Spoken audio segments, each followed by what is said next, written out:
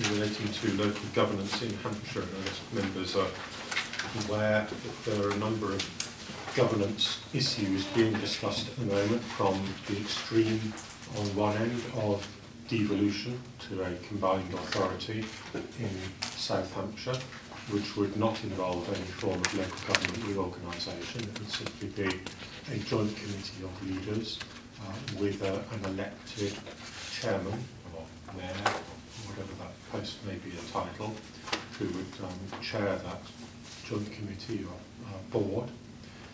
And that would be about powers being given to the local area from government in a number of areas, including a key network for highways, further education, post-16 education, skills, budgets, and other items, plus £30 million a year over per year for 30 years, which would be able to be used, I would think, for borrowing to be able to develop the infrastructure in the area, which of course needs considerable investment.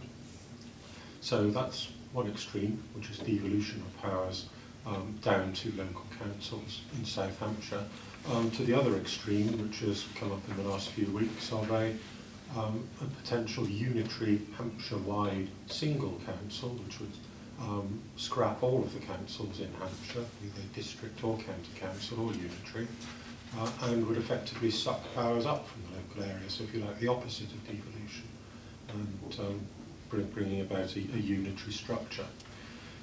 So we feel that it's appropriate to commission, along with the other districts and unitaries in Hampshire and the Isle of Wight, a piece of work which will have a look at these different ideas, both the unitary solutions and devolution, to come up with recommendations and probably informed independent analysis, which we can then use through consultation with the people of, in our case, Fareham, but people right across Hampshire, to see what their views are on these various structures. The County Council has agreed today to go out consulting on a report which Deloitte has produced, which, not surprisingly, shows that if you move to, or whatever you move to, the biggest structure possible, will always save money. And of course that's at the expense of democracy and local accountability and being able to tailor services to local areas.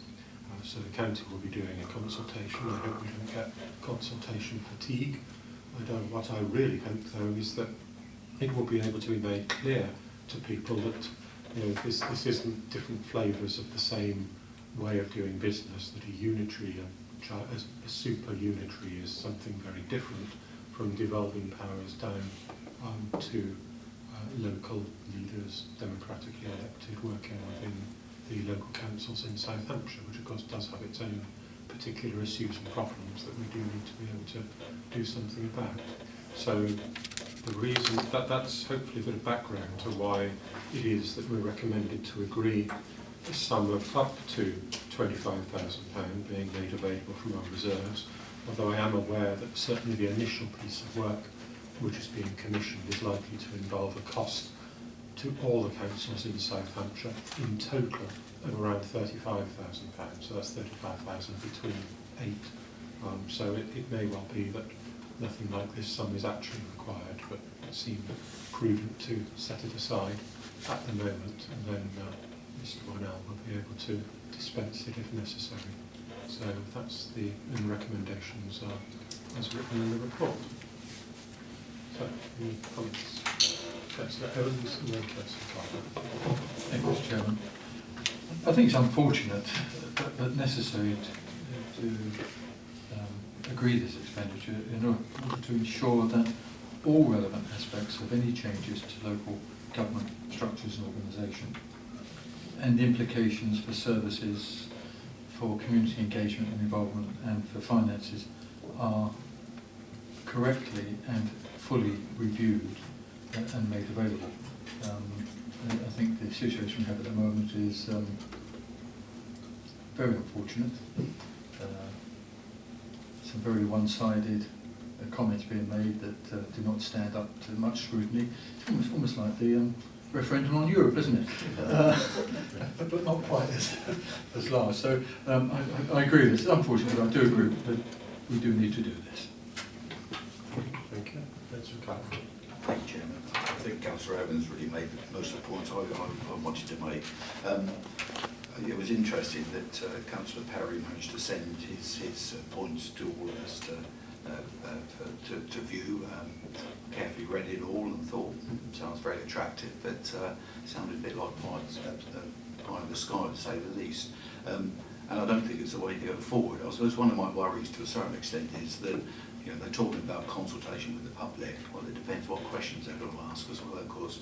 And I suppose one of my concerns is I'm very happy to support this. I think it is the way forward for us. But consultation, it's almost hearsay this, and we're back to the referendum debate again. So I think we just need to be careful, but I'm sure we can word the questions appropriately to make sure our residents do actually understand what it is we're talking about. But happy to support the recommendation. Thank you. Anybody else? Is that recommendation agreed? Agreed. Okay, that's it. That's the end of the meeting. Thank you very much.